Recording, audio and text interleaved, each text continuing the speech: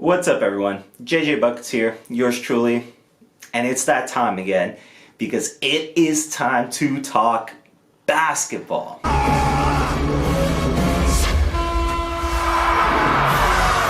Now, for today's video, it's going to be the third installment of JJ's Mailbag, and I absolutely adore doing these videos so much, and they're generally well liked enough to the point that this is going to become a regular feature on this channel, so hopefully you folks enjoy that. As I said, I love making this content. I love interacting with everybody. And for those of you who don't know, if you want to be a part of JJ's Mailbag, give me a follow on Instagram. The link will be in the description of this video.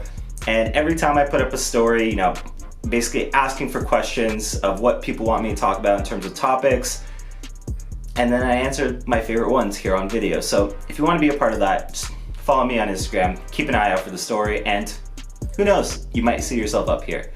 In the meantime, for today's video, I thought it'd be fun to talk about the upcoming trade deadline. So in the latest post where I was asking for questions and topics, I kind of nudged people towards the trade deadline stuff, and I got some really good questions in regards to that, and I got maybe like one or two that don't have to do with the deadline that I want to feature here, but I got some really good ones this week and I'm super excited to talk about it. So let me stop wasting your time with the intro and let's hop into the first question. So the first question here is going to come from Quan's World, and he's asking, what's the ideal trade scenario for Toronto? Now before I get into this, shout out to Quan's World and shout out to James Quan. For those of you that have enjoyed the rebrand and the new design on the channel, he's actually the one that did it. So absolutely go check this man out. He does fantastic work. If you ever need anything done, he's great. He's great. Fantastic dude, fantastic work. Anyways, to go with the question, what's the ideal trade scenario for Toronto? I hate to bring it up again because I know fans don't like to hear it. I know fans kind of vilify people that say it, but it's trading Kyle Lowry for younger assets. With all due respect to Kyle, everybody and their mother knows he's the greatest Raptor of all time. Everybody and their mother loves Kyle Lowry and loves what he's done for the city, for this franchise. But it's time. He's obviously towards the end of his career at this point. Obviously, we don't know how long Kyle is still going to keep playing, but I think it's fair to say, at his age, he's closer to retiring than he is, to still playing prime level basketball.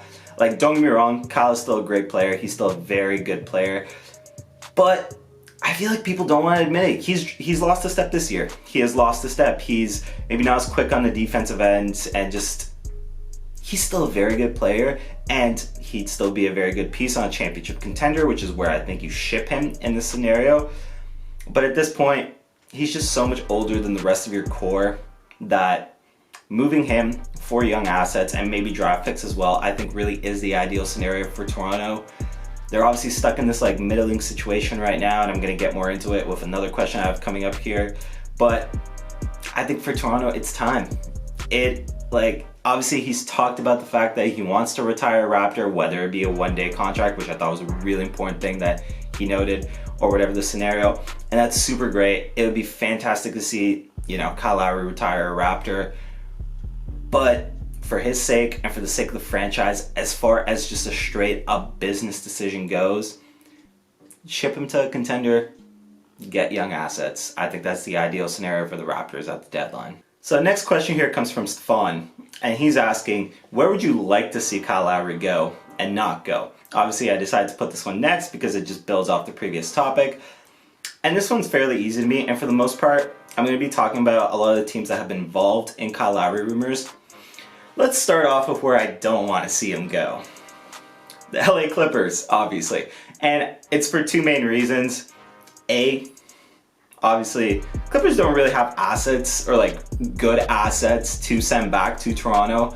So there's not really much in it for the Raptors in that trade. So in that sense, I wouldn't want to see him go to the Clippers. Second reason being, screw the Clippers. They keep poaching Toronto's talent. So I don't want to see Kyle Lowry, yet another, big piece from the Raptors, go to the Clippers. So screw that. Where would I want to see him go? Two teams, and again, it's two teams that have been obviously heavily involved in the rumors. The Miami Heat and the Philadelphia 76ers. I'd love to see him go to one of those two teams. To talk about it first, one of those two teams would be great for Kyle because it gives him a chance to potentially win another championship. I think Miami and their culture like fit perfectly with Kyle in terms of just like working your ass off and going out there and leaving it all on the court. I think Kyle Lowry is obviously about that life, and I think he'd be a great fit into the Heat culture in that sense.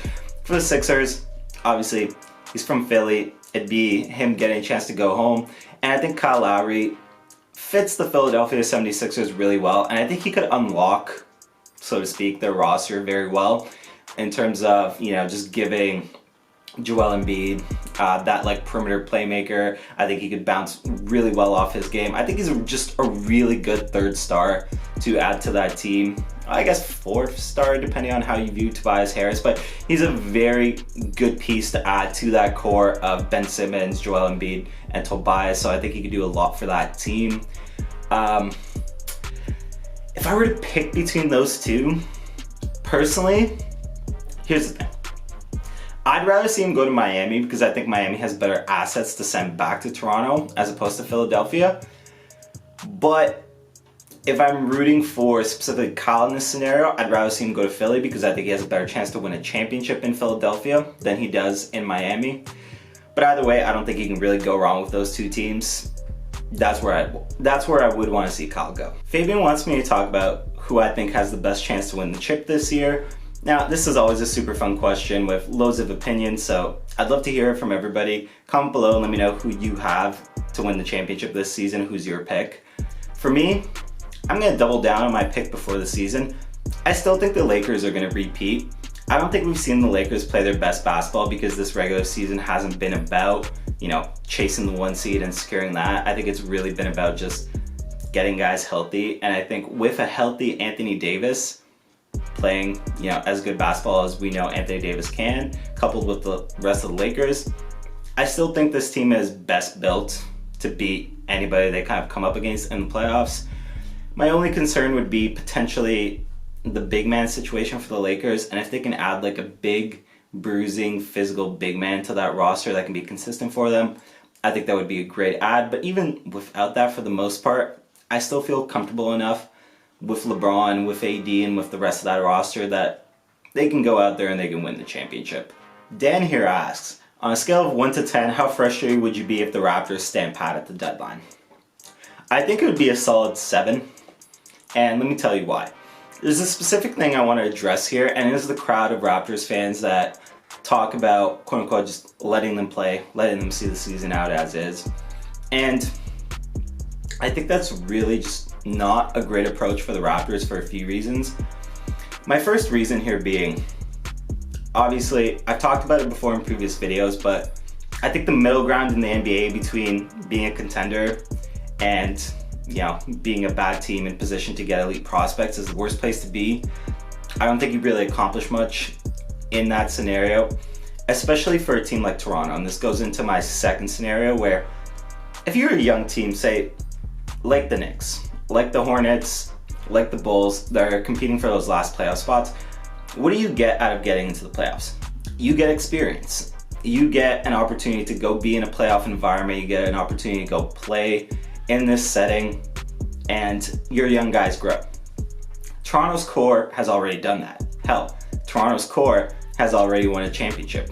They really don't gain anything, and I mean anything, from having guys like OG, well, who was injured admittedly, but guys like OG, guys like Pascal, guys like Freddie, and in this case, let's say Kyle Lowry obviously sticks around, Lowry, Powell, so on and so forth. You don't get anything from them getting the 8th seed, let's say for example, going into the playoffs, and losing in 5 to Brooklyn in this case. It does nothing for you, and then in the offseason, you potentially lose Powell to free agency, you potentially lose Kyle Lowry to free agency. What does that do for your team? Next one here comes from Anton, and he's asking about like a surprise name that could potentially be on the move at the deadline that either hasn't been mentioned or has been barely mentioned. I have two for you. In regards to barely mentioned, because I have seen some mentions of trade talks, Russell Westbrook.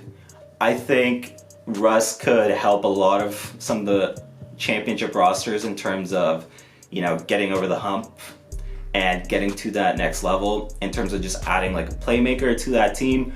I think a team like the Clippers could really benefit from Russ's playmaking. I don't know if they're necessarily in the best position to move assets, but you never know. You never know what Washington would be willing to take, whether or not they just want to get out from that contract because this season hasn't gone as well as they would have hoped, obviously, or whether or not they just want to compete for the playoffs with Bradley Beal. That's totally up to Washington.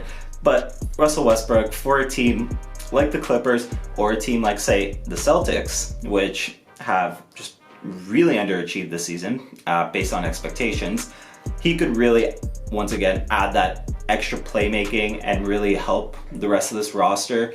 And I think he's a better fit more than somebody like Kemba, who's more of a score-first player where, don't get me wrong, like Russ wants to score the ball too, but I think Russ is, well, actually, I don't think. Like, just Russ is a way better facilitator than a Kemba Walker, and I think he just fits that roster better, and I think he would give some really good support to Jason Tatum and to Jaylen Brown in terms of just a third star, and then obviously some added experience for like some of the younger players on that team.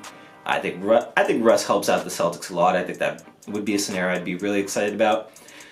Now, a name that hasn't been mentioned, or at least hasn't been mentioned since the start of the season, Lonzo Ball.